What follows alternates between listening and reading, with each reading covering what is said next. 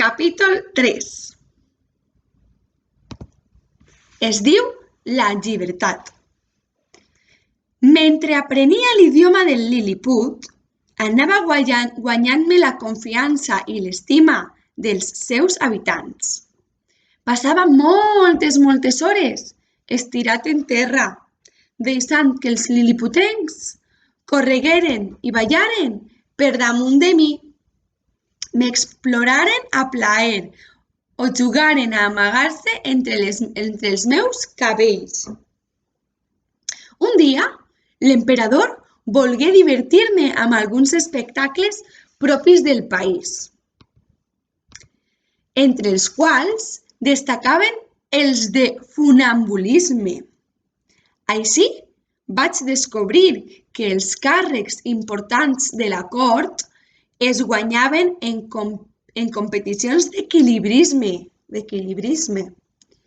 Per a ser ministre, no calia tindre una educació elevada, sinó fer les millors piruetes i els salts més arriscats.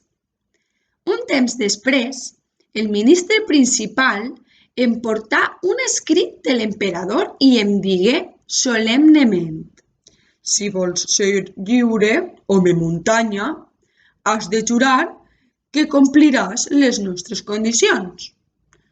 Encara que crec que he fet una cosa malament, perquè havien dit que tenien una veu aguda. Aleshores, vaig a tornar a dir la frase amb la veu dels liliputencs.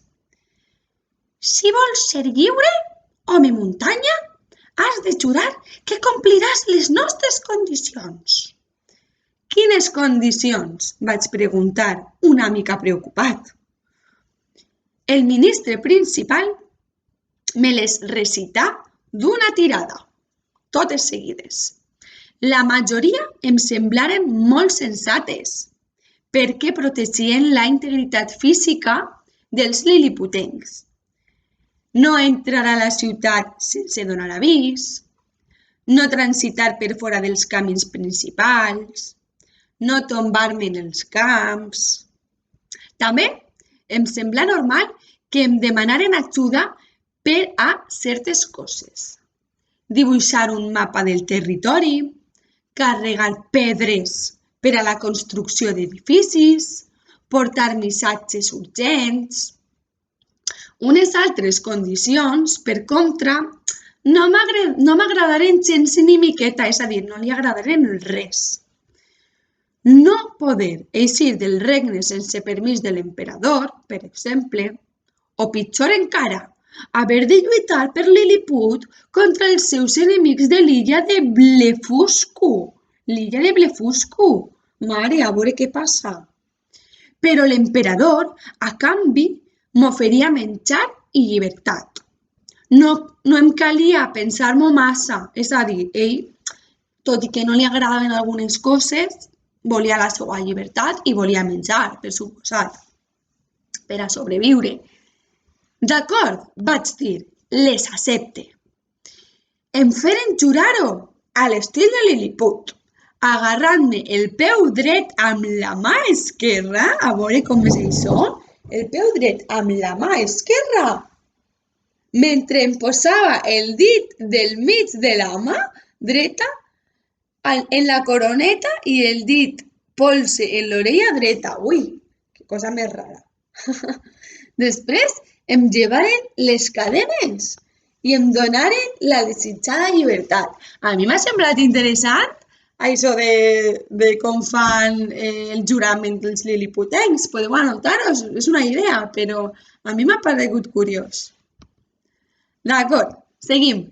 De seguida em convidaren a visitar la ciutat que es deia Milendo i el palau de l'emperador també.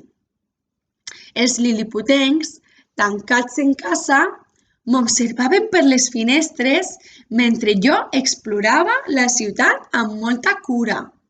Només podia entrar per les avingudes principals, flanquejades per edificis de 3 o de 4 altures, i fer una ullada a carrers i carrerons. El centre de la ciutat l'ocupava el Palau de l'Emperador, una magnífica construcció que em deixà meravellat. Dies després, el ministre de l'Interior vingué a visitar-me de sorpresa i en solitari, és a dir, a soles. Després de felicitar-me per la meva llibertat, m'explicà els greus problemes que patia Lilliput. D'una banda, hi havia l'amenaça d'una invasió per part de Blefuscu, l'imperi enemic, i d'una altra banda, la lluita entre dos partits polítics amenaçava l'estabilitat del regne. Quins partits són ixos? Vaig preguntar-li, molt interessat. Els tacons alts i els tacons baixos. Com? Vaig preguntar-li, bocabadat. Bocabadat vol dir encara de sorpresa, no? Com? Aleshores, el ministre m'explicà que els dos partits es distingien per tacons de les sabates que portaven i que eren enemics irreconciliables. Com Blefuscu i Lilliput, rematà. I això per què?